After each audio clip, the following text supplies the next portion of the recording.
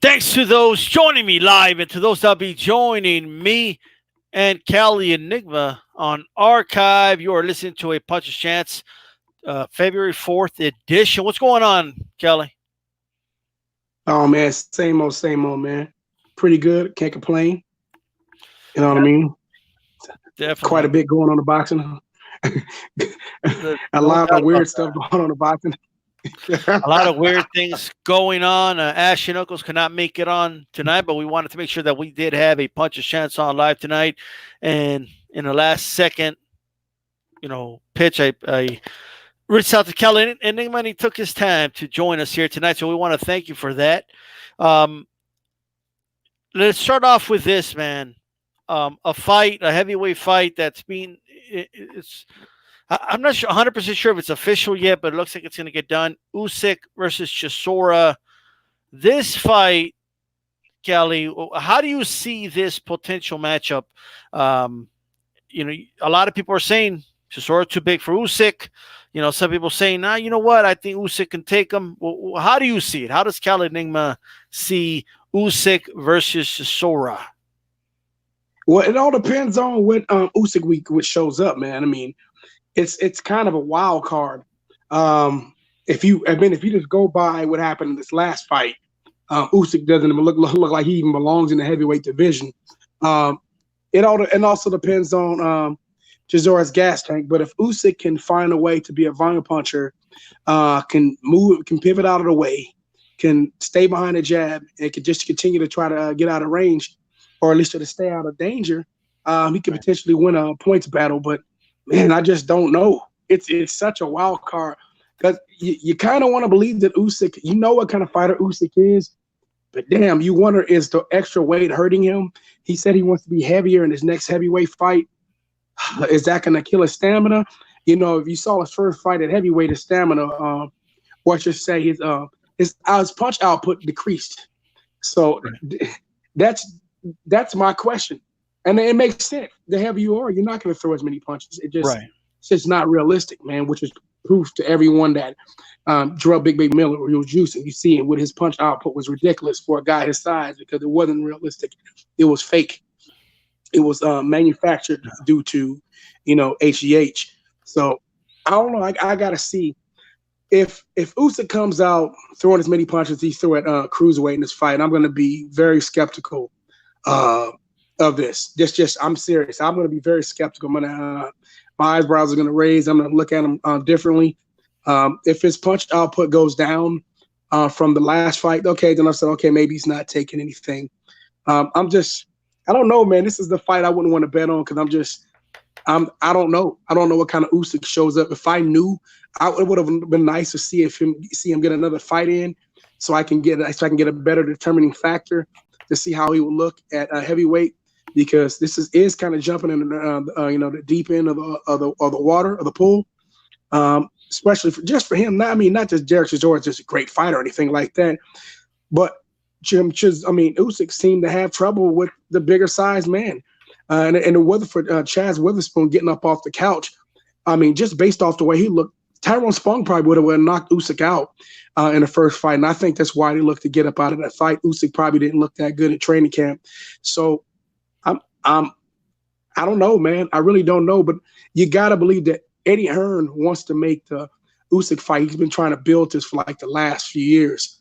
So my mind is that that's why they put him in.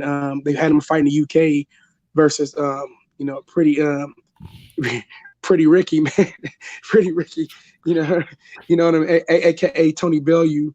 They had him fight there. So I would think that Eddie Hearn wouldn't want to throw him in a fight where he's in danger. You know what I mean? Just because he wants to make this fight. But who knows, man? Eddie Hearn is messed up with matchmaking in the past. It could come back to bite him if Chisora beats him. Who's going to believe that Chisora has a chance against Joshua? As much as Joshua has a glass chance, you know what I'm saying? So, but by the way, Tony Bellew hasn't been the same since Creed's son got his hands on him. You know what I mean? It hasn't been the same. But I think Usyk got the watered down version. You know what I mean? If anything, okay. Look, you're right. Okay, when a guy goes up in weight, okay, their punch output drops. It's just the way it is. And so across weight classes, punch output decreases the higher in weight class you go. You know what I mean? Power increases, but punch output decreases. And this so and not but not only does that happen when a guy is moving up, typically they're it's not that their punching power goes down or anything, but it's just that they're facing bigger men, so their punches don't have the same effect on the guys when they move up, generally speaking. So for Usyk, he's going to have to rely more on boxing, and in the heavyweight division, where one punch can change everything, I just think it's highly likely Usyk at some point is going to take an L. I just don't know that Chisora, though. Chisora is a little too slow on his feet for me. And while I think he'll be dangerous early, I think Usyk I think he'll outbox him for 12 rounds. I don't think he's if he can get him, if he can take him into deeper waters, we know Chisora fades in the late rounds. That may be an opportunity for Usyk to potentially stop him. I don't know if he will, because I don't know if he got the power to do it, but we've seen Chisora fade late, so that's a potential for Usyk to take over in the second half of the fight if he can keep it close. And the first half of the fight, then you could potentially see him getting outclassed. But if Chisora has any kind of effectiveness on him, the best thing I can say for Chisora to do, man, do not headhunt early. Not that Usyk has a lot of great head movement, but just try to work his body, see if you can wear him down, and see if you can take him out. Because if he can work Usyk's body and wear him down, and we get him in the corner and work his body and just be rough with him. And if I'm Chisora, I'm the bigger man, I want to lean on him. I want to walk him back. You know what I mean? I want to pull his head down. I mean, I want to get really physical with him and see if the reverse happens. See if you can wear him down through the midway of the fight and see if you can be able to catch him. I mean, it's a smart tactic, man. I mean, why not? So I mean, I want to see if he can do that, man. I think he cannot. He can't. We know he can't outbox Usyk, so he should be rough with him. I absolutely agree with that. You guys are tuning into a Puncher's Chance February 4th edition. Make sure you throw a jab at the like button. Make sure that like button turns blue, whether you're listening now or on archive. Look, my official prediction as of right now is Usyk by unanimous decision, but I do agree that Chisora has to use his size, put his weight on him, make it a little rough. That old term, turn it into a back alley brawl. If he does that, he has a pretty good, solid chance at winning. We will see. You know what I mean? You think his inside game can give Usyk some problems? Yeah, I mean, I'm sorry about that.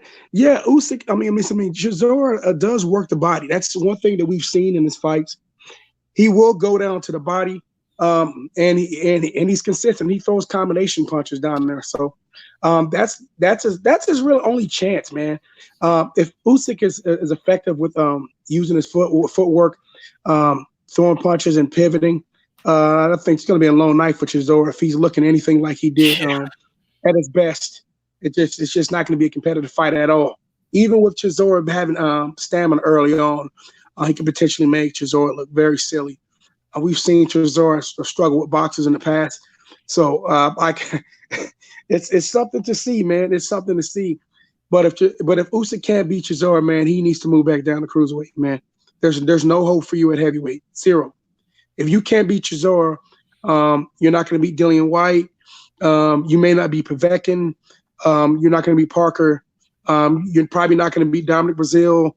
You could have trouble with whatchamacallit again, Gerald. You know what I'm talking about, whatchamacallit, Gerald Washington.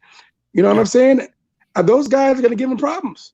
And to me, at that point, it'll be evident to me that those guys are just too big for him. It's not a skill thing. Sometimes size are just too much to overcome, even when you have a lot of skills. So, well, how about this? It's the name of the show. Does Chisora have a puncher's chance? Chisora definitely has a puncher's chance. He has power. And I don't. The thing is, you saw that fight. We saw Chaz Witherspoon buzz Usyk multiple times. And Witherspoon is not as biggest puncher. He's not as big a puncher as Chisora. Not that Chisora's one of the bigger punchers in the division, but he has power. He's a heavyweight, man. Right. And he's a man that walks around between 240 and 250 pounds. And this is one of the bigger men that Usyk's ever fought in his life outside of when he fought Joe Joyce in the World Boxing Series. But Joe Joyce is the slowest boxer in the history of Earth. I mean, the dude's just it doesn't look real watching him punch. He looks like it looks fake that he's throwing punches. It looks like it's actually in slow motion. Chisora's faster than Joe Joyce. He's much faster than Joe Joyce. Not saying that Chisora's fast, but compared to Joe Joyce, this dude's lightning. I'm faster than a turtle outside, but great take, man. This is a good fight, and I think will tell us. Like, I think there's a lot of X factors with Usyk, and it's going to tell us a lot more. We're going to be able to gauge Usyk a little better after this fight, regardless of how he looks. You know what I mean? Shout out to Alex T, Eurasian Failure, JMJ21. He says Usyk is a cruiserweight. Usyk better get it together. Well, he's moved up, so we'll see where he will go. If anything. Hold on, we got to remember this though. He's fought at heavyweights before, when he was in a World Boxing Series. So it's not like he's fought guys big like this before. Now, I mean, unfortunately, with Joe Joyce, so you still want to kind of gauge him versus better competition. Joe Joyce to me is just not someone to gauge him off of. I do not think highly of Joe Joyce at all. I think Daniel Bois stretches this dude, man, but that's a whole nother fight. That's a whole nother fight. Absolutely. Man. And shout out to Kevon Slims. I appreciate the super chat. And of course, Hanky Stanky 420. Oh, geez, says salute to D-Style. What's going on? I'm being joined by Cali Enigma. This is a puncher's chance. Make sure you throw a jab at that like button. Check it out. Let's talk about Virgil Ortiz, man. Let's do a little bit of a prospect watch here. We know what he's been doing. We know the guys he's been taking out. Herrera, devastating knockout last year. You know what I mean? And I believe we even called one of his fights against Orozco. Just dominated him and overcame any obstacle that came his way. He passed the test. Yes, it's time to step this guy up. You know what I mean? Yes. But the question is he ready for top 5 competition, Kelly? Like, how do you think he would do against the top of the cream of the crop of the division right now at welterweight? I would like to see it, man. I mean, I know some people are gonna be scared, but I'm not that convinced that he can't beat some of these dudes right now. I think from what I've seen, I think he's if he's not quite there yet, he's maybe a half a step away. It's just a term, a phrase I'm using. He's not that far away if he's not there yet. I think he's ready. Me personally, I think he could fight Usyk. I think he can fight Sean Porter right now. I really have to go back and watch. I think he's ready to fight these dudes now. Will he beat? I don't know, but I think he's competitive with them right now. Is Oscar De La Hoya ready to put him in there right now? Probably not. They probably want to give him a little bit more seasoning, but he's not that far, man. He's really not as far away as people think he is. If he does need a little bit more seasoning, I don't know if he needs a little bit more seasoning. I think he can probably win the title now. Right now, I really do. Yeah, I do. Well, I think he's a danger to. I mean, look, man. Let me throw you some names. Go for it. Keith Thurman. Does he beat Keith Thurman? I think he stops Keith Thurman right now. I think he stops Keith Thurman right now. Stops him. Man, just now. I don't know if Keith Thurman qualifies for top 5, but I just wanted to throw his name out there. Yeah. Let me throw you another name, not a top 5, but just throwing them out there. And I think this is a fight they can make. Luis Collazo. Yeah, I think he destroys Collazo right now. He knocks him out probably in 1 or 2 rounds. Man.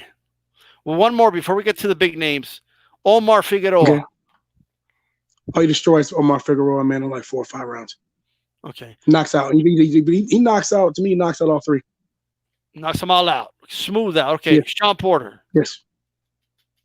Sean Porter. That's a tough fight for him. Let's get with the big names. I don't know if he's physically strong enough for him. I don't know if he's physically strong.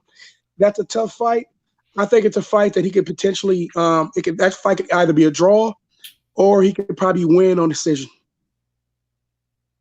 Okay. But I do. I think that's a fight that can go either way. I think that's a 50-50 fight right now. Man. Okay, that says a lot, especially if he's just a prospect. What about Virgil highly of him against Ugas? That's a tough. Ugas is so goddamn strong. He's just kind of awkward. But that's the one thing about Ugas. Ugas is the strongest welterweight. It's not. It's just from because he's so strong. For him, I would say like this just because of his strength. I would probably wait another year for Ugas. Not that Ugas is just way better than the other dudes. I just think his strength compared to the other fighters. I think he's clearly stronger than Spence. He's clearly stronger than Sean Porter. He's stronger than Terrence Crawford. Ugas is by far the strongest welterweight. He's just from a physical strength standpoint.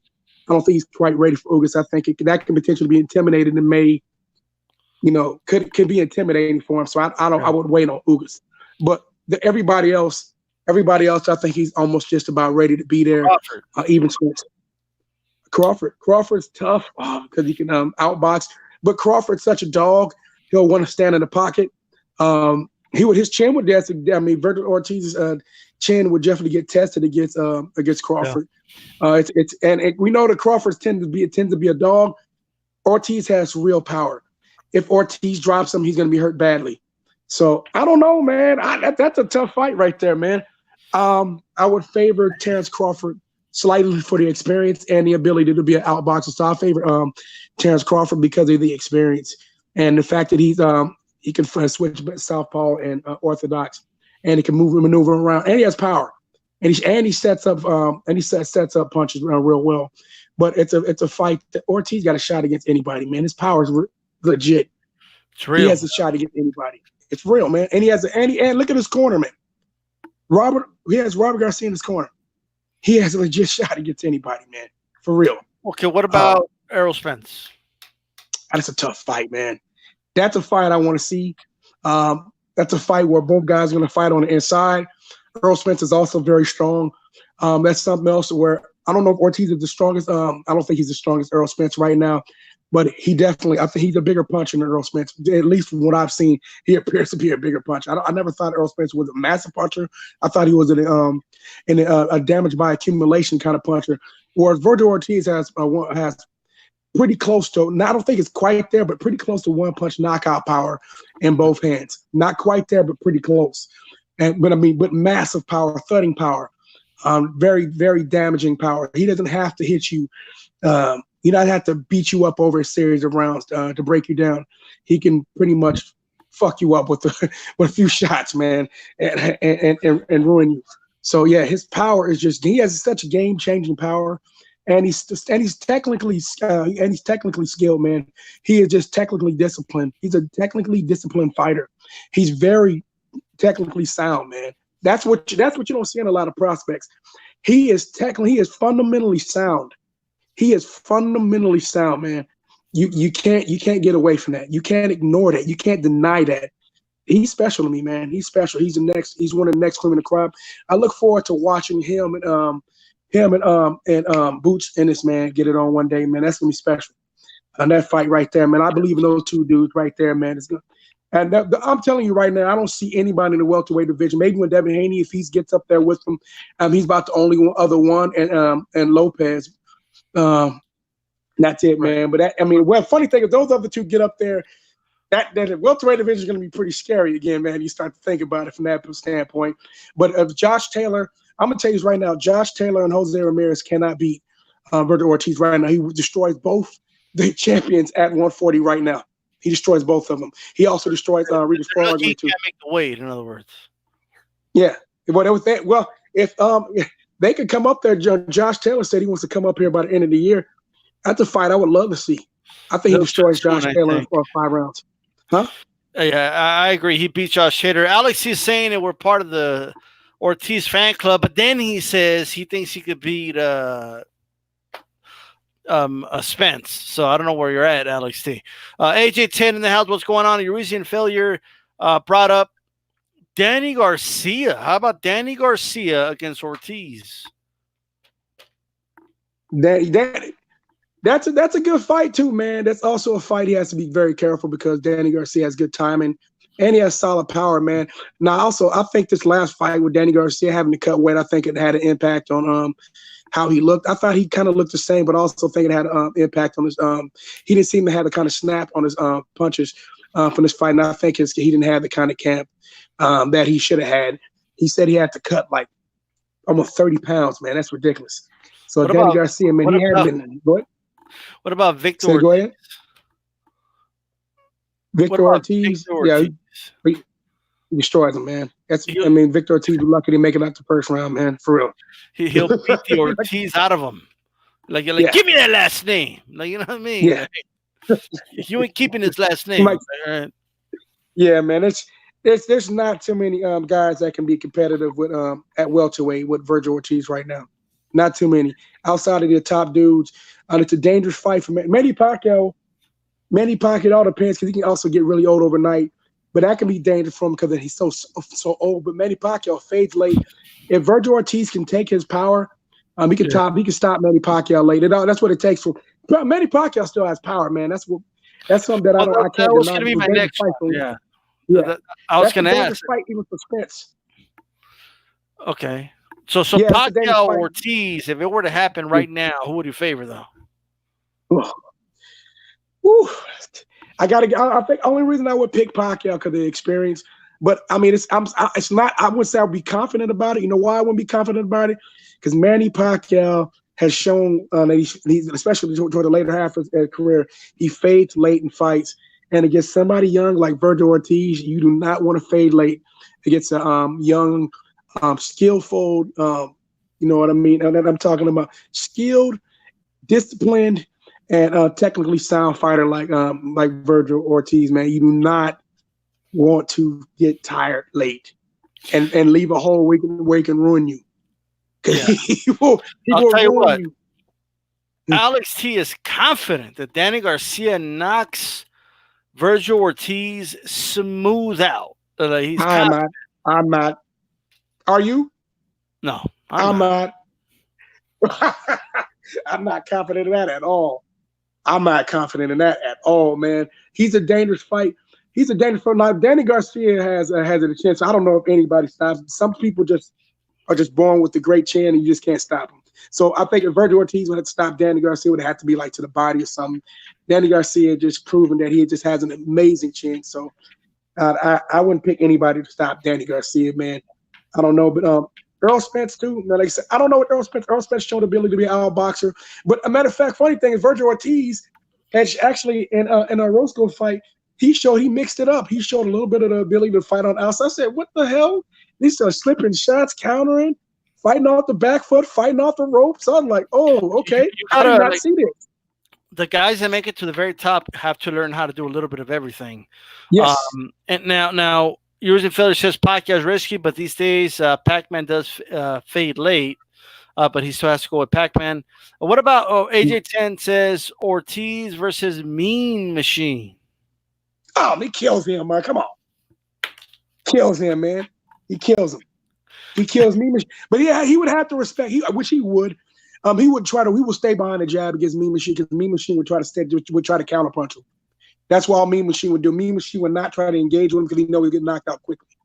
So Mean Machine would sit back and just try to counter Virgil Ortiz and hope that he can trick the young kid into making mistakes. But I think eventually the Mean Machine gets taken out in about 4 rounds. 4 rounds. I do. I think Virgil Ortiz will figure him out, get him about 4 rounds, get him out of there. Yeah, I just do. I think you bring him out, get him out in 4. By the way, Alex, he says he's going to be in Danny's wheelhouse. He comes forward too much. Here's the thing, bro. Like, there's 2 green zones. And what I mean by that, where you're kind of safe with Danny Garcia when you get really close to him and when you're on the outside. It's Danny's really strong in mid-range, which till this day, I believe he'll be dangerous for Pacquiao because of that. But as far as Ortiz, I think Ortiz beats up Danny Garcia, bro. Ortiz can fight on the outside. When I've seen, he can fight on the outside, mid-range, and on the inside. I just don't. The Danny Garcia don't have a real advantage there, in my opinion. I've seen him fight on the outside, mid-range, and on the inside. I just don't see it. I don't see him. I think you see him being a big problem for Danny Garcia. I do. I think he beats the shit out of Danny on the inside too. I don't think he stops Danny because Danny just, you know what I mean. He just got a fucking ironclad chin with steel, titanium, and everything else in it, man. Some dudes just can take a fucking punch, man. But and they're I think that asking from Dallas. Yeah. I don't know why. Me? Yeah. I'm from the Bay Area, man. I'm from Oakland, California, man. I mean, it's Cali Enigma. It's not California, man. I Enigma. got family in Dallas, bro. Yeah. Bro, I'm you know, if you want to know who I would be biased towards, Devin Haney, man. That's where I would be biased towards. Devin Haney and Andre Ward, man. That's where I'm biased towards. So, but me, this is me. But I feel if I feel highly of a fighter, I'm gonna say it, man. I'm not gonna sit here and just. But people are like, they seem to be bothered by me. They're thinking highly of Virgil Ortiz is crazy. I don't know what happened. It looks like Kelly just come up back on. Kelly, I don't know what happened. That happened. Back on. What's up, Kelly? You there, bro? Oops, sorry, I'm here, man. I didn't need to unmute myself. But yeah, man, I don't know. People seem to be bothered by me thinking highly of Virgil Ortiz. I think the truth, man. I do. Go watch, rewatch his fights, man, and watch him from a fundamental standpoint, man. Definitely. Watch him, listen to his corner, man. Watch him set traps. You watching a young kid set traps on veterans. That's what this is what we're talking about. He's setting traps against veterans, guys with far more experience than him. He works not good fighters, good fighters, and good fighters on top of that too. Come on, Roscoe was good. Oh, Roscoe gave Ramirez all he could handle. Yes. You know what I mean? That puts it a lot in perspective, you know. And I think Ortiz is only getting better. So if any of these dudes want to fight him, they should do it now. Yes. But well, that's that, man. But what about let's go to the 168-pound division, and because we have Benavidez, we have Plant, we have Billy Joe, we have Callum Smith. Right. Benavidez versus Plant could be done. I mean, that's the easiest one of all those fights to make. Yes. What's going on? Why are they trying to marry Callum Smith? I will say that 100% this. Actually, Callum Smith and Billy Joe Saunders can be made easily too. Remember, they're both Matchroom. So that's another one. So that's a nonsense. I don't know why they're out. Everybody's out here waiting for Canelo. Fuck Canelo, man. Canelo's gonna do what he wants to do. Unify these belts, man. Let's get one champion. Fuck that dude, man. You're gonna say Canelo will fight to do with all the belts. I guarantee you, he will. Well, I shouldn't say guarantee it. I don't know. It all depends on Canelo's gonna do what the fuck he wants to do. But everybody's waiting on Canelo, and I hate this shit. I haven't heard David Benavidez and Caleb Plant talking like that. They said they would like to fight him, but I know Caleb Plant and David Benavidez have a real rivalry, and they're talking about fighting each other. But Billy Joe Saunders and Callum Smith seems to be waiting on Canelo to make a decision. I'm just like, why don't you guys just fight each other? You know what I mean? What's wrong with that? But PBC seems to be wanting to. I've heard PBC want to turn that into a pay-per-view fight. I'm like, God damn it! What happens is one of these guys? I don't want these guys to fuck around and take an L. Look, man, we didn't see this. Marinating fights have not been working. It really has not been working, man. Marinating fights. It's been a disaster. Stop marinating fights. Let's get this fight. This fight's ready to go. Look, man, everybody who's a hardcore fan wants to see this fucking fight now. We don't want to wait another 2-3 years to see Caleb Plant versus David. Well, David Benavidez may grab the fucking division. Shit. He's big as hell right now. Can we get this fight before David Benavidez turns into a heavyweight? I mean, I'm exaggerating, but I'm kind of serious, man. Yeah. Shit, he looked like almost like a heavyweight in his last fight. I was just saying, shit, he was big as hell. Really just big as hell, man. He was like 197, something like that. He was almost 200 pounds. He looked like it.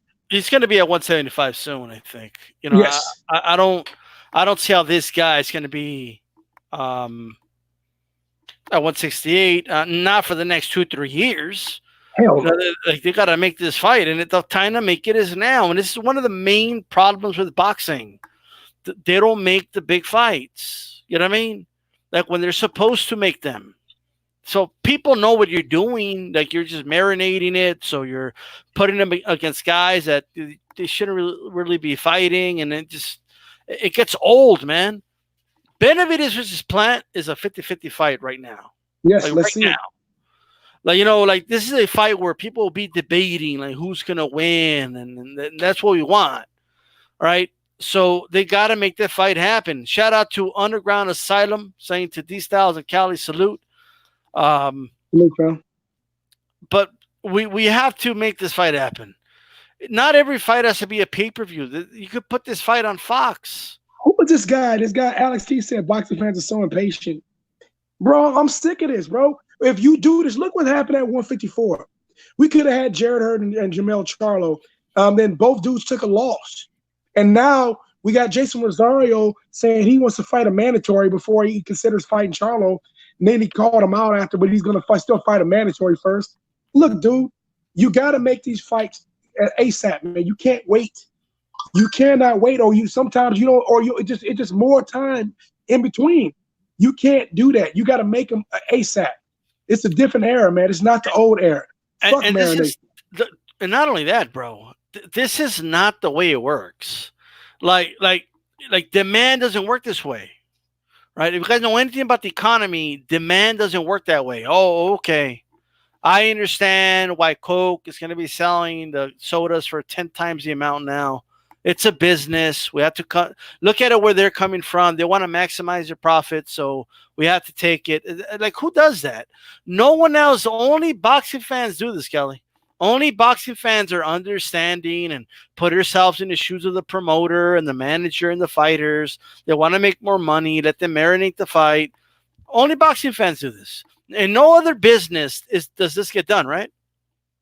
No. I mean, you saw the Chiefs and the San Francisco 49ers just played each other in the Super Bowl, or did we have to wait for it to marinate?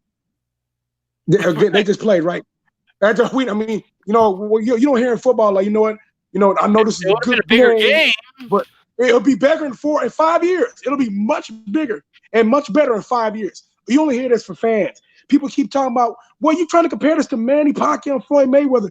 Those are the two of the biggest stars in the history of the sport. How many times is this going to happen? I mean, that's like a rare thing that happened. People act like, well, that's the way it works now. And it's not like it was the best thing to happen in boxing. That fight happened too late. Okay, and both dudes fought like they already had the money in the bag. Okay? Yes. Both dudes fought scary as shit. Both guys had their lowest output in history, yet they made the most money ever. I mean, that's and both were way past their fucking prime. Yeah. And that was the problem. Instead of fighting where they were still looking at the top of their game, they fought where they were on the downside. And that's one of the problems. I mean, this is kind of fast fans, but it's like Alex T seemed to be, well, we're still going to get Hurd versus Charlo. It's not the same. It's still a good fight, but it's not what it would have been if they would have fought, you know what I mean, last year when we were asking for it. We're asking for. Well, we got to let it build. And then Jared Hurd was talking about, I got to fight a right-handed fighter. What the fuck is that? Who the hell says that? I need to fight a right-handed fighter first, I got to fight me a right-handed fighter. Man, get the fuck out of here, man. Look, man, I'm sick of shit like that. I'm tired of this shit, man. Look, man, you have an opportunity to unify these belts, unify the fucking belts. If you have an opportunity to do it, do it. Okay? Stop like doing this shit. But I don't know, man. I want to see that fight happen. And like you said, Callie, Billy Joe and Callum Smith is another fight that could easily be made. Yes. Like, they could unify this division fairly easily. Like, it's not hard. Quickly, you got the WBO and the WB, you got the WBO and the WBA on the zone side of the street, right? And then you have the WBC and the IBF on the PBC side of the street. Yeah. Make a tournament. The winner of those two fights, the winner of those two fights have to meet on the zone or meet on some app. I don't care if they meet on Fox or the zone. Hell, they can flip forward. They can have kind of like in NBA, right? The East and the West, they have a champion, and then they face each other in the finals. Okay, however you want to do it, like let the matchroom guys have their championship, and then PVC, and then the winners can fight each other. Done. But what do we do? You split the money, is what you do. No, but instead, what you have now is you got two DAZN got dudes over there hoping for the Canelo Lotto ticket. I mean, it's just like, why are you waiting on Canelo? You guys could be taking care of this, but they're so afraid that if they lose, they won't get the Canelo fight. I'm like, man, I'm tired of dudes waiting on Canelo. Canelo don't give a fuck. Canelo gonna fight whoever the fuck he want to, whenever he feel like it. At this point, Canelo owns the zone. Waiting on Canelo, bro. Like it's crazy, dude. I mean, At least hide your thirst. You know what I mean? Like, god damn, just waiting on see what Canelo does, and like just do your thing, right? Do your And you thing. said Callum Smith over there talking. She's like, dude, you lost to John Ryder, and you was gifted his decision versus John Ryder, and you're talking about Canelo need to fight you. Fuck you. Be happy that you were gifted a decision and fight Billy Joe Saunders so we can get to undisputed. But I know after he struggled against John Ryder, he doesn't believe he's going to beat Canelo. He just wants the payday. And I'm like, man, I mean, I don't want to see it. I'm not excited about seeing Canelo fight Callum Smith. I just want Callum Smith to fight because he has something. He has a belt. He has a belt, and I want all the belts unified. And that's the only reason I give a fuck about Callum Smith. Otherwise, I wouldn't care about him. Right.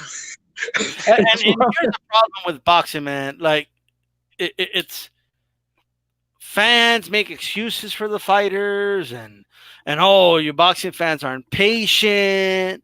Like they tell us all these things, right? Like boxing fans are not patient, bro. We stuck around and we're still boxing fans. You know how many people that said, "Fuck this sport. I'm gonna watch some other sports. I don't have time for this bullshit." Like we're still around, and we're being called impatient, bro. Like it's unbelievable. I'm so happy Canelo versus Murata talks broke down. I don't want to see that fucking fight. I do not want to see Canelo versus. Do you want to see Canelo versus Murata? This dude lost to Ryan Grant. You lost to Ryan. Get the hell out of here, man. Brant. Sorry about that. Brant, you don't matter. Okay. By the way, those that just came in, make sure you throw a jab at the like button. You're tuning in to a Puncher's Chance, February 4th edition. If you listen archive, make sure that like button does turn blue as well. Of course, as you guys can see, Ashley couldn't make it, but Callie gracious enough to join us here tonight. I want to ask you, bro, if hypothetically in a perfect world, if the boxing gods graced us with a tournament between Benavidez, Plant, Billy Joe Saunders, and Callum Smith, who would come out on top in that tournament, in your opinion? Well, I'm no disrespect to the UK, but they're not beating either one of these dudes, but one of the Americans. I'm not trying to be funny, man. Billy Joe Saunders, when he's not taking Xylophone, looks like dog shit. I mean, since he hasn't taken Xylophone, he's look like shit. He needs the Xylophone. The Xylophone made him look like an amazing boxer. I mean, of course, David Lemieux is just an overrated fighter anyway, but still, his stamina, his physique looked better when he took the Xylophone. It helped him because, Xylophone cuts fat and it also boosts your stamina. Right. Without that, his stamina is just okay. And you see that he's become a fighter who stands in the pocket. And it's like, oh, man, Canelo's going to destroy this dude, man. Canelo's going to stop Billy Joe Saunders if they fight. He stops Callum Smith if they fight. It's a waste of my time. Just to let the winner of that fight be food for the winner of Plant versus Benavidez. The winner of Plant versus Benavidez. Last time, we'll just see it. Maybe it was just Benavidez was coming in on a straight line and squaring up in his last fight because maybe he was doing it against Durrell because he had no respect for him. I hope that was the case. That's the only reason why I switched to picking Caleb Plant because I don't know if you guys knew for the longest time I was picking David Benavidez to win.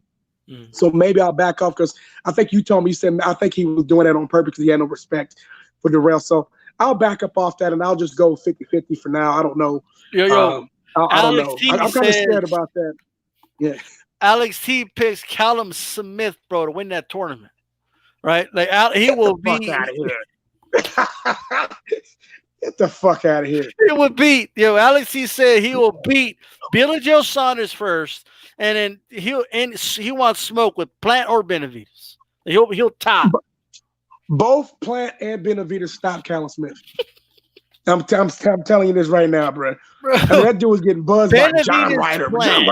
John Ryder. Bro, you John remember? Ryder, man, these dudes. Do you remember like when the Lakers were playing the Sacramento Kings and everybody just knew the winner of that series was going to win the championship? Like that's just the way it is, bro. Or like the Cowboys Niners. Like everybody knew the winner of that is going to win the championship. Wins the Super Bowl. Yeah. This So this is the way this is. It's the same fucking thing, man. The Super Bowl, the actual Super Bowl is the NFC Championship. Okay, so you can say the PBC Championship is the fucking is really for the world champion. It's really for the number one super middleweight. That's what we should say. right. That's what it's for. And the winner of that faces just people who hold them belts. That's what I'm just saying, man. Because like, man, you can just give me just formality. I gotta fight you for it's a formality. I'm gonna beat your ass, but Right. you know what I mean? It's like, look, once I get through the only resistance I have is, David Benavidez. My only resistance is Plant. When I spoke to Benavidez, man, he has no respect for Plant. I've spoken to him on and off camera, man. Like, He said to go I've fuck him heard up. like a lot of disrespectful shit said on both sides. Yes, Like, no. I'm not talking about. He wants to. I'm just telling you, Benavidez wants to fuck Caleb Plant up. well, Badly. have you heard? I mean, Yes, I heard some of the stuff. Caleb has Plant talked said. about how this dude ain't skilled and he ain't impressed with Right. what he sees from Benavidez, and I would like him either. you know what I mean? Like he talks That's about why I it, want to see this fight, man. That's why I want to see it, man. I want to see this fight badly. bro. The trash talk, bro, in this fight, and then why marinated, bro? Just they could have put it on the undercard of Fury Wilder and shit. Yes. Well, why not be the co-main event, man? That would. Can you know what that would have done for the Wilder Fury? And by the way, Oh my god! I mean, come on, dude, Caleb, dude. That Caleb makes all of a sudden you don't even Caleb care about the rest of the undercard. like, let me just tell you, bro. He's a white dude from Memphis, Tennessee, or Nashville, Tennessee. I don't know. Nashville, Tennessee. He's from Nashville, Tennessee. Just have him walk out with George Strait or something. Okay, like, dude, I'm telling you, he could be a star, and I don't even mean that as a bad thing. Right. Like, like when a lot of dudes come out and they're like, well, why are Mexicans and the blacks allowed to go for? There's nothing wrong with going for your own. You know what I mean? Nope. Like not at all. Yes, there'll be nothing wrong with white people backing up Caleb Plant. Nothing. Okay, this dude could be a star. He could be huge. Right. And you know what's sad about this? He's like the Bucky version of that running back, bro. What's that running back's name again in the NFL? Carolina Panthers. Okay. Oh, you talking about the white one? Where? Yeah, which McCallum? Oh my God, with to Stanford. I don't remember his name. McCaffrey. Yeah, McCaffrey. He's like the McCaffrey of boxing, bro. Right now. Yeah. You know what I mean? Like we could this dude could be huge for the sport. McCaffrey. Yeah. He could, man, and I I like Caleb. I like both. I like Benavidez and Caleb Plant, man. And you know what I'm saying?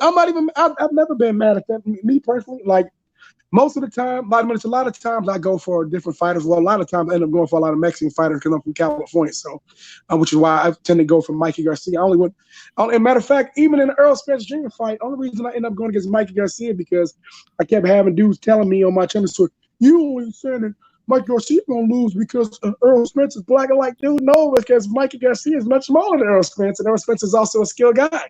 So it's a situation of using what's the big guy going to beat the little guy. Has nothing to do with the fact.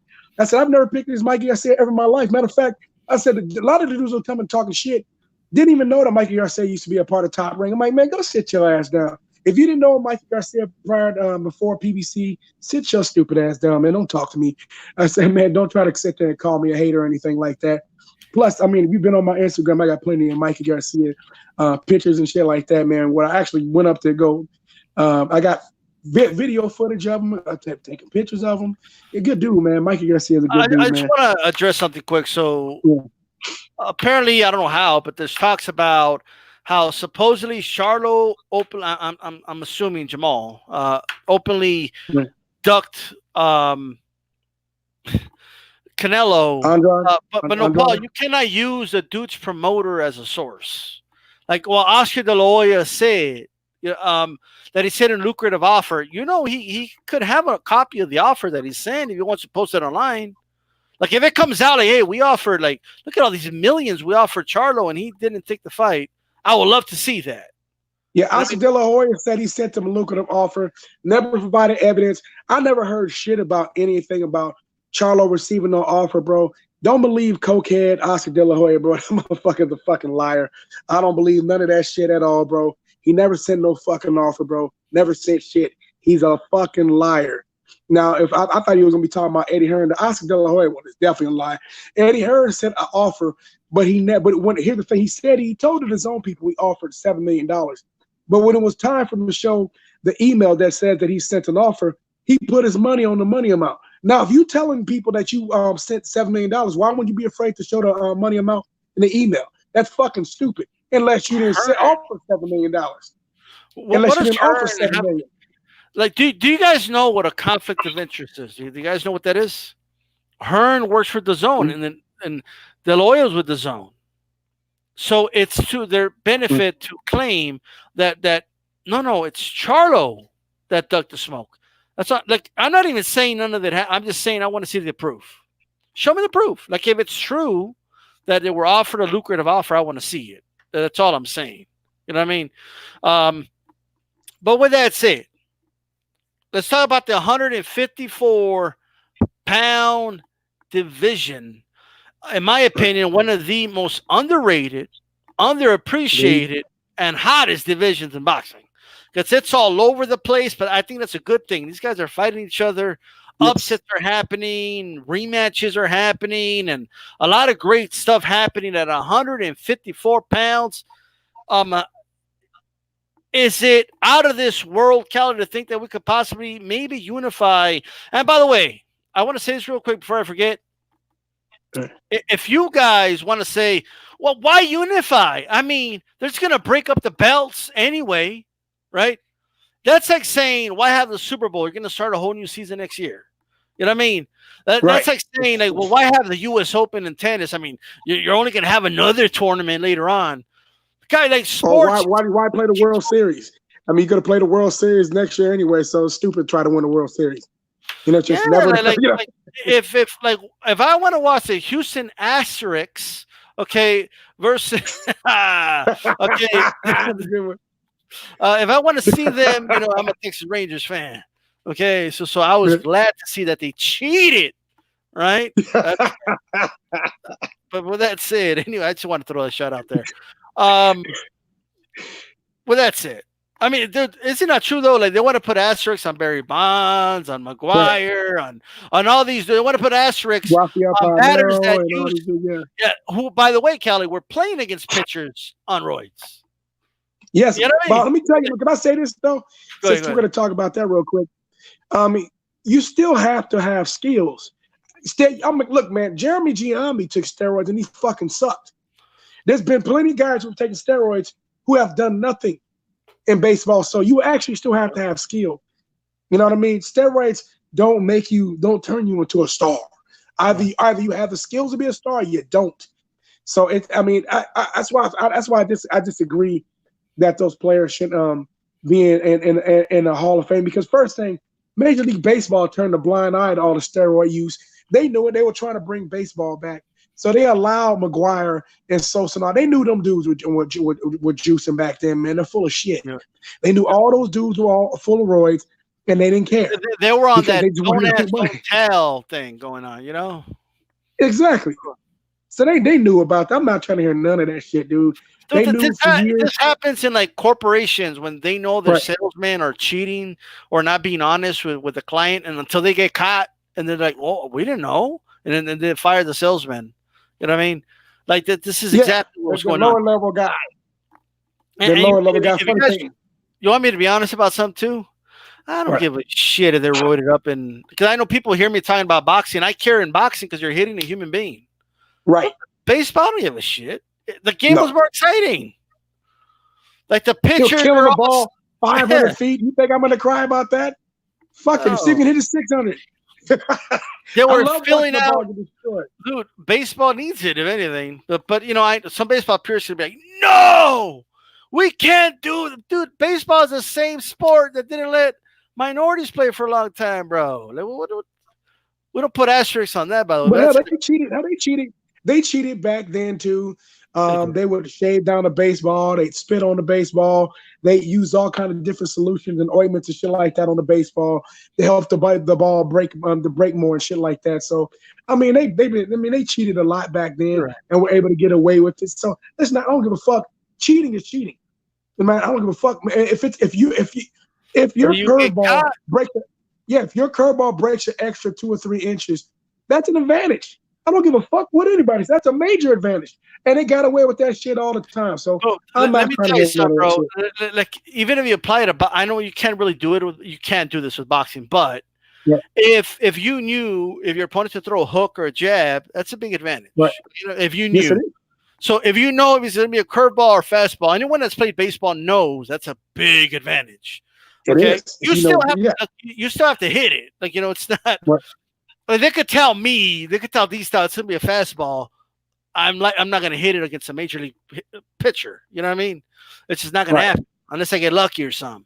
But I just wanted to throw it out there, and anytime I can throw shade at the Astros, and by all means, like, I throw that shit. But if you're gonna throw a slider, though, man, like I said, if I know you're gonna throw an off-speed pitch, first thing I'm gonna do is I'm gonna sit on an off-speed pitch, and I'm not gonna gear up to try to crush some fastball. I know I can sit back and wait for the ball to come to me, and then I can try to time it right. That's a big ass advantage, man, and it Right. showed too. It showed, and that especially with the Astros, that it clearly showed as you see some of the players. Which one call it again? The second baseman. What's his name again? I can't think of his name again. You know what I'm talking about from the Astros. Second baseman, little guy, little 5'5" guy. What's his name again? I can't. Oh, come on. I can't. I'll just look at it. I'll pull it up real quick. Astros. I don't know. I can't think of it. Well, And we'll get I know AJ10 on his it. name. But we'll get Jose AJ10 Altuve. on that. Yeah. Jose Altuve. Yeah, There we Jose go. Altuve, man. His numbers declined this postseason. As they complained about it, his numbers declined. Yeah. I think he batted like 500-600. When they won the World Series, he batted like 500-600, man. He was on He destroyed the fire. ball. This batter's on fire. Yeah, It helps when you know what the fuck's coming, doesn't it? So let's talk about this 154-pound division. Right. Let me give you some names, bro. We got Jamal Charlo in the division. Erislandy Lara is still out there. Jared Hurd is still out there. Okay, Julian Williams is still out there. You know what I mean? Right. The Brian guy from Argentina, Teixeira from Brazil. Brian Castano, yeah. Brian Castano. Yeah, Castano, and then Erickson Lupin. Don't forget him. He's still out there. I think he's dangerous, man. He's the next one in my opinion. Yeah. I've always told people, man, those early knockouts, like when a dude gets knocked out in the first, second round, sometimes that shit just happens. Right. And it happened to him, but got to keep an eye on that. But 2 fights here. The Argentinian and the Brazilian way, Castano and Teixeira. I think that fight could be promoted well, and I think it could be a big deal, man. Yes, I agree. I think it's going to end up being on the zone. I think that PBC decided to back off of a person, but I think they're going to let them fight on the zone. You better make sure that you get some fuckery type of judges. Oscar's good for that type of shit. I think Castaño's going to beat Teixeira's ass. I just think he's a better fighter. Castaño's a really good fighter. Change level, works the upstairs, downstairs, likes to come forward, lets his hands go. I'm interested. I think it's going to be a good fight, but I think Teixeira will end up losing. If the scorecards are fair, I don't know. That's the question, man. I'm telling you. The question is, where's the fight going to be? Is the question. Yeah, and that is a question. I think it's going to be in the U.S. though. Dude, I think people are going to think I'm crazy, but Argentina versus Brazil, they could do this in a soccer stadium in Brazil or Argentina. Yeah, they could do. It could be done. Castano is actually pretty big. Castano's actually big in Argentina, man. I've seen they love boxing. I've seen a couple of fights down there. Yeah, they do. The boxing, it's monsoons from there. You know what I mean? It's probably outside of Mexico and Puerto Rico. It's number 3, in my opinion, in terms of historically best Latino fighters. Right. You could probably argue that with some other fight, but they're up there. I know. I'd love to change the subject. Just to let you know real quick, man. Argentina has a very large Italian population. A lot of people don't know that too. They have a large Italian population and a large Spaniard population as well. I'm talking about Argentina, man. They have still had some the the natives there. I'm talking about like Native Americans there, Yeah. and which you would call our Aboriginal people. But there is a large concentration of Italians that moved over there. I think outside of the United States, I think that they may have the largest Italian population outside of the United States. Argentina, they may be larger than ours, but there's a lot of. You look at Commander Ginobili is Italian. A lot of people know that he's full-blooded Italian. His parents are from Italy, but he was born in Argentina and he speaks Spanish and Okay. Italian. I And didn't know that. and he came from an Italian neighborhood. He actually came Okay. from an Italian neighborhood in Argentina. But yeah, Argentina it's kind of like Europe, man. If you look at the cultural makeup of it, it's kind of like a European country with the Spanish and Italian makeup. A lot of Caucasians there, so what should say from Eurocentric people there, but there are natives there though too. But it's an interesting culture, man. Very interesting culture. But when it comes to boxing, they have a soccer mindset. They're very fanatical when it comes to the sport of boxing. Argentina, Right. the fans, Yeah, interesting country. they have a long history of of soccer is definitely the number one sport, like without a doubt. But boxing, I don't know if it's top three or something, but it's top five in their country. So Right. it's a big deal. Brazil, just in general, combat sports and MMA is bigger over there, but just that they appreciate combat sports a lot over there. So it would be a big deal, in my opinion. Like this would be Right. big. I mean, they Right. could have each guy come out with the jerseys, from their national team, and like it would be a big Right. deal. But you're rolling with Castano in that fight. Yeah. I remember I picked Castano. I don't know. I think I did talk to you before. I Mhm. picked Castano to upset. I picked Castano to upset Arizlani Lara, and I ended up being a draw. But people were like, "Nah." I think Lara may stop him. I think Lara's gonna outclass him. I said, "Nah, man, nah." Because Castano, I said, it's nothing about Lara. Lara has declined a little bit too, as you know, it's not in his prime anymore. I'm telling you, I think Castano's gonna get it, but it was a close fight, and I couldn't complain. I thought Castano had edged it out, but I had picked Castano. I think Castano's gonna beat Chisora. I think he's played fought better competition. I think the Lara fight will help him prepare for somebody like Chisora, just a level of opposition. I think Chisora's gonna lose. I think he's gonna get outclassed now. The thing is, like I said, will he get the decision is the question. I think Castano, the best thing he can do for himself is to try to stop just Chisora, in my opinion. Is you think what's it do that beat J Rock again? Is that Rosario? Yeah, Rosario. Yeah, Rosario, yeah. What do you think?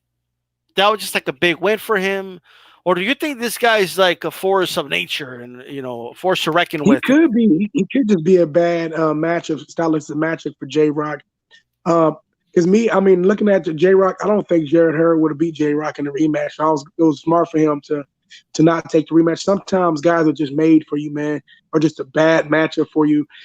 Just like remember when Vernon Forrest and Ricardo Mayorga. When you look at the way Vernon Forrest fights and look at Mayorga, you would think that Forrest would just be able to dominate Mayorga, but Mayorga just was a bad stylistic matchup for him. Sometimes guys' style was just mad, just terrible for you, man. And I actually had a couple people telling me, they said, "Nah, man, Rosario going to pull it upset." I'm like, "Nah." People telling me, "Nah, bro." I'm telling you, there was a few people that just seen it coming, man. So a couple of people told me they saw it coming. I'm like, they told me before it. I didn't try to hear it, but I'm going to listen to some of these stuff now when they tell me to look out for certain fights. And I was warned too by the Josh Taylor. I was listening to True Boxing Talk, and Black Fight Fan was telling me, he said, "Man, be careful, man." He said that could be a potential upset, so I'm gonna have to go check out that guy, man. I got to check out that guy, man. I'm saying they could be careful, man. That could be a potential upset. Can you imagine if Josh Taylor just loses to that guy, Shit. to the guy from Taiwan? That'll be something. You know what I mean?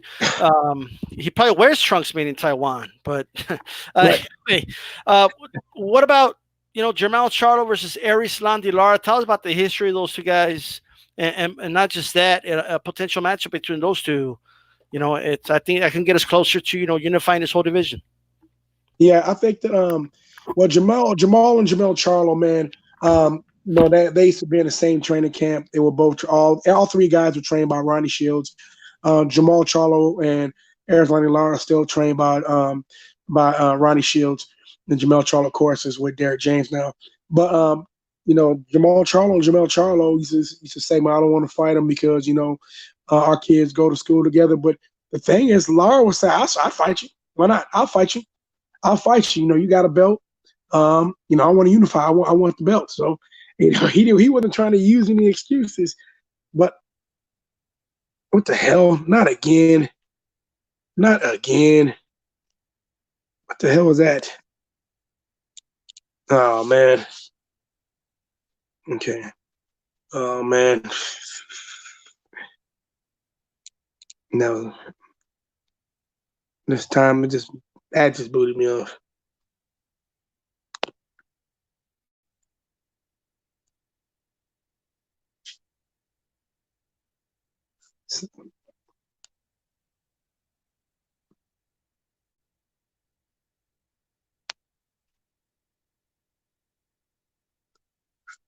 I don't know if you can hear me. I got booted off. Okay.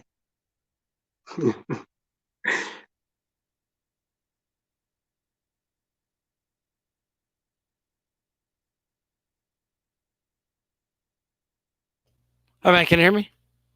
Yeah, I can hear you. All right, sorry about that. Some issues there. Anyway, look, man, I think the moral of the story is, it's not fair to say that we just gotta unify these divisions, or at least do everything we can to unify the divisions. You know what I mean? And as boxing, I think we got two Callys on here, but all right. I don't know how. Oh. It's your clone, bro. I don't know. Can you hear me? Yeah, I can hear you, man. All right, cool. I just think that Arislan De Lara, you think Arislan De Lara, if we had some hypothetical, whatever you want to call it, tournament between, all these fighters, you think he would come out on top? What thing we lost Kelly there? Lard? No, so it's Lard. No, me personally, I don't think so. Now, I actually would favor Jamel Charlo now, just because Lard's gotten older, man. Lard's not quite the same. He's still good, but you never know, man. You never know with this boxing shit, man. Sometimes guys are just stylistically bad matchup for dudes, so you never know. But Charlo seems to have a good chin, and seems to have a dog and a lot of stamina. So we've seen Lara fade late in fights. You know what I'm saying? He even faded late in the Castano fight as well, and it gets heard. So I would pick Charlo right now. I mean, if you would have asked me, a couple years ago, I would have picked Lara. A couple years ago, but now I would pick Charlo. Just the age is a big deal, but it's still a good fight. I still think it's a great fight. He's going to make Charlo work, and it's a fight I want to see. I want to see the fight. I do. Charlo doesn't have an opponent. I don't know if I haven't heard about Lara having anybody right now, and it's a fight that's long overdue, and it's a good fight. I mean, it's nobody else from the fight. Rosario's not fighting him next. He's not. Castano is locked up right now. And with the Chisora, he's trying to bring back that belt back to PBC so we can potentially get undisputed at PBC. And we can have a potential to get undisputed if Castano can get it done. We can literally get undisputed because Oscar. I'm being funny, man. We know I'm right. Oscar, he hates Al Heyman so much, and Al Heyman. I think the feeling is mutual, to be honest with you, for good reason. But I think I don't think we'll get undisputed. I think it's the only chance to get undisputed is for Castano to pull it off. Otherwise, it won't be undisputed.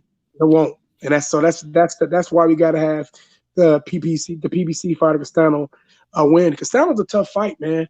I've been telling people are like, a lot of people that know about him. I'm telling people Castano's a fight, man. He's a good fighter, man. A lot of people are now starting to wake up on him. or find out who he is. Just like I was telling people for a long time, a lot of people didn't know about Sergey Derevchenko, and that's a rumor fight for Jamal Charlo next, which I'm excited about that fight. It's a tough fight. It's the kind of fight Jamal Charlo needs to 160. It's by far his toughest opposition at 160. That's a dangerous fight for him. So I want to see it. I want to see these type of fights. I want to see the cream and the creme de la creme. I want to see Charlo versus Andrade, even though both dudes acting funny. You know what I'm saying? I want to see the top fights. I want to know. I want to know who's the best. You know what I'm saying? And like people ask me, people ask me about Canelo. I'm like, look, man, I don't give a fuck. Canelo do what the fuck he want to do, man. He go. I'm no longer trying to force Canelo to fight people. I'm not there. You know, people. I'm not gonna do. He gonna fight whoever the fuck he wants to fight. The dude is worth almost $400 million.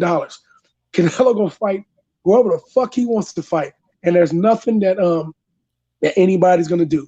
You're not gonna make him do shit. The zone don't have the power to make him do shit. He gonna fight who he wants to.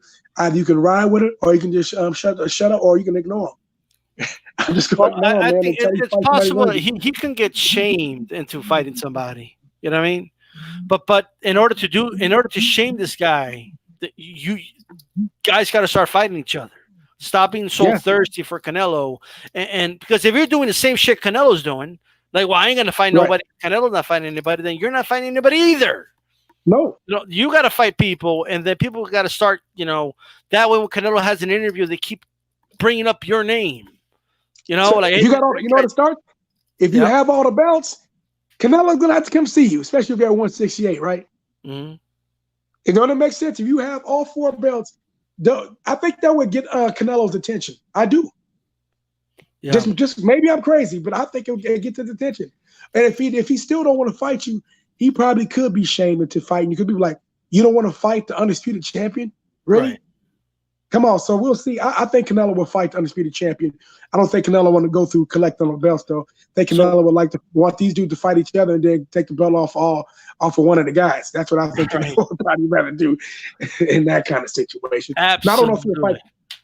I don't know if he want to fight Canelo. I think that the worst style for him, I think David Benavidez is just fucking massive, man. I don't know. I think he may be too big for Canelo, but I think the worst style for Canelo is Caleb Plant. And I think that David Benavidez is too fucking big, man. Just me personally, that dude's fucking huge, man. I think people don't really understand, because I stood next to the dude, and if you go on my Instagram, you can see it. He's a big fucker, man. I'm just telling you, man. For a dude at 168, he's a big fucker, man. I don't know, man. I think size could potentially be a problem for Canelo with David Benavidez. He's just massive dude, man. He's gonna put on a lot. Canelo will probably Canelo will put a rehydration clause on David Benavidez. You know I'm fucking right. There ain't no like people. I guess like Canelo weight's a real thing. You know what I mean? Like it's whatever he feels will give him the advantage. That's what Canelo weight means. Yes. And you know, look, every fighter that's been the name has called the shots in some form or fashion. I just feel like, you know, Canelo's been a little bit much of a diva. Okay. Shout out to BFTB Boxing. So to D-Style and Cali, he says, you are tuning into a Puncher's Chance. Special guest host Cali Enigma. Ash, you cannot join us tonight. We're almost going to wrap this one up. However, I just wanted to kind of read some of these chats here. Haplotype says, BFTB, what's up, man? Shout out to my brother BFTB, man. Salute you, bro. Absolutely. Haplotype says they're not going to get rid of any weight classes. I think some of the lowest ones are unnecessary with only 3 pound separation, but the sanctioning bodies want that money. If anything, they may add more. And of course, you're talking about something I've talked about adding a division between light heavyweight and cruiserweight, somewhere around 185, 190, I think would be ideal. But they do have to get rid of some of the lower weight classes, in my opinion, for sure. Get rid of 105.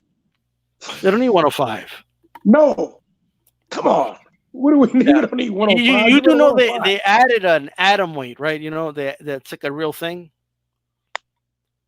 Wow, for real? They call it atom weight. It's like the lowest possible weight. Wow. Like, wow, that's grown men that size. That's just unbelievable. Right. What the hell's going on over here? Okay, but you know, I mean, but I do agree that they need a division between that. Christian NWO says there should be 9 weight classes: 205 and above. I'm assuming 180, 160, 147, 137, 129, 122, 116. I mean, I wouldn't be against that, to be honest with you. We have too many divisions. So 105. I mean, you could still do below 116. You could do like 108 or something like that, and then 116. But whatever. Get rid of atom weight to 122. Your Asian failure. No man should be 105 pounds. It's just not healthy. You should start at 126 at the lowest. I mean, I do disagree with that personally. I mean, you do need, there's not a lot of them, but there's guys that There's 126. guys who can't make 122 that is not big enough. They can't get to 122. Unfortunately, I know it seems unrealistic, but it really is, guys. You see Monster anyway, that dude is not a 122-pound fighter. He's a little dude. He's a little fucker, man. He can't get to 120. He's going to get killed at 122. But 102 is a little too low. Yes. I mean, like that's like there shouldn't be anything below 108, like at all. Like it just shouldn't be a thing. 118 and up for me is just capital time.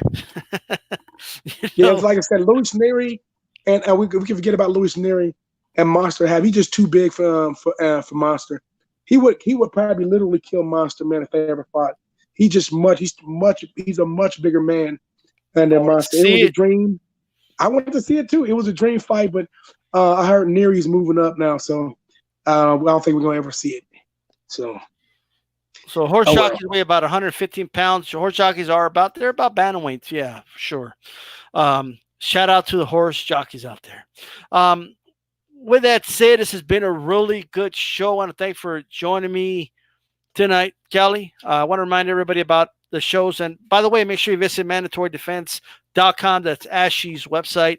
Support the website. Give it some clicks. Give it some reads and the whole nine. Shout out to Ashley Knuckles, by the way. Mondays, Aftermath. We had the show yesterday. Catch it on archive. Tuesdays, a Puncher's Chance. And then Wednesdays, tomorrow, Catches Hispanics Causing Panic. I'll be live with G Funk. Make sure you guys check that out. And Boxing Conversations with Reggie Owens every Thursday. So make sure you don't miss out on that. Kelly, the floor is yours. Any final words? Yeah, man. I just make the fights, man. Stop playing around. Look, man, we're tired of marinating fights, man. Look, man, we didn't saw what Anthony Joshua doing with the bullshit he's pulling, man. And then trying to look for reasons to try to not make himself look like a little bitch. But you've done everything to keep Wilder from getting in your face. So that tells me everything I need to know. When Wilder's trying to meet you to get in your face, you did everything you could to stay away from him, which tells me that you're a scared little bitch. So, and when somebody slapped shit out of Dillian White, when somebody beat Dillian White this year, Dillian White just ducked Andy Ruiz too. I'm so sick of this fucking guy. Just go away. I'm telling you, I hate Dillian White, dude. I fucking hate this guy. This guy's a fucking scumbag, dude. And he's a cheater. Can we bring this up? Deanna Ball, loaded gloves. Fuck this guy, man. I'm absolutely fuck that dude, man. That dude's one of the worst fucking people in boxing, bro. He needs to fucking go. I fucking hate and despise this piece of shit, bro. I never felt that way about this dude before. I kind of liked him, but as he's cheated and then just his fucking attitude, but really the fucking cheating. Bro, Diana Ball not telling Oscar Rivas about that shit, and then fucking changing your fucking gloves. I'm saying loaded gloves. I don't give a fuck. I'm using that shit because they weren't inspected. So I'm gonna say loaded gloves. I don't give a fuck because you never allowed the gloves. The gloves were never inspected. You fucking cheat. You're a fucking cheater and a fucking scumbag and a fucking asshole, man. Go eat a dick, man. Fucking bitch. And this is your daily reminder as well that all the guys that made up stories about how they did inspect the gloves were lying. I just want to throw that out there. Isn't that something else, though? He said, he went. Oscar Rivas' team goes in the locker room. This fucker already has his gloves on. So the British Boxing Board of Control says, well, he already has his gloves on and the fight's about to start, so we can't inspect him. What? No. What kind of excuse is that? That's you delay the fight until those gloves are inspected. That's what you do. Mm-hmm. Not all. It's all of one big cover up. Where's Dillian White's B sample? Can anybody tell me where that is? I mean, can we? Where's his B sample at? Does it exist? I mean, I know it's somewhere. It's with the. It's. I don't know where it is. I don't know. That prospect that got knocked out on on Saturday, it's alongside that dude's defense. You know, so Man, I feel so bad for that kid, man. But that kid is that kid, man, he took a beating, man. I don't know why people keep throwing these prospects in there with this fucking guy, man. That guy's knocked out. That guy's beaten 6 prospects, man. 6 undefeated prospects. At some point, you better know if your prospect can beat this guy. You should know, because this guy keep knocking off prospects. Maybe you want to re-examine what kind of fighter it is and what kind of fighter you had before you put your prospect in and win. Because the last 6 prospects he's fought, he's beaten. Just saying, man. Oh, wow. 6-0 versus undefeated prospects. This guy, that guy, 6-0 versus undefeated prospects. 6-0. Just saying, that's some food for thought, man. Maybe you ought to reconsider who you putting this guy in there with, man. No, if your guy better be very slick. He's a prospect killer. Yeah. It's the same, bro. That dude's got a dad bod. He's knocking out prospects, bro. All right. I mean, how would you feel about that? I mean, when you want him, like, I don't know for certain if I should put my prospect in. I mean, you got to know. You have to know this. The matchmakers should know better when it comes to these fights, man. The matchmakers should know better. I'm just saying, man. Come on, you got to match. You got to do. PBC has gotten several prospects fucked up, man. Several prospects have taken losses. Look, I understand it's not the end of the world for a prospect to take a loss, but I know it's kind of something. To me, it's something to watch. I like to watch prospects. I am really a big fan of watching prospects develop. Every prospect is not going to develop at the same speed, which I mean, as much as Ryan Garcia sometimes gets on my nerves, I still like the kid, and I don't want him to get thrown in somewhere, in there too quickly. I think there's something to work with. Now he still leaves his chin. He still leaves his chin hanging up in the air. But I like the fact, I mean, as much as I can't stand Oscar De La Hoya because I think Oscar De La Hoya is a piece of shit, but as a fighter, I respect Oscar De La Hoya as a fighter because he fought everybody. So I'm not gonna disrespect him as a fighter, but he's a fucking weirdo as a man. He's something's wrong with the guy as a fucking man, but as a fucking fighter, he's a fucking oddball guy. But he's doing right by Ryan Garcia. He is. You can get mad at him all you want, but he's moving Ryan Garcia the right way. For real, he's doing a good job with him, in my opinion. You know what I mean? If he's not ready, he's not ready. You move him along slowly. You move him along until he's ready. But you don't throw him in there with somebody that can fucking hurt him. That's the right way, in my opinion. Well said, Kelly. I want to thank you again for joining me on this edition of A Puncher's Chance. We'll be back next week with Ashy Knuckles. Once again, thank you, man. And tune in tomorrow for Hispanics Causing Panic, the inaugural show with G-Funk. And yes, that means the return of Baby Nuts. So don't miss the show. This is D-Style Boxing. And for Cali Enigma, make sure you subscribe to his channel, by the way. The Cali Enigma here on YouTube. This is D-Style Boxing. Keep it boxing. We're out. Salute.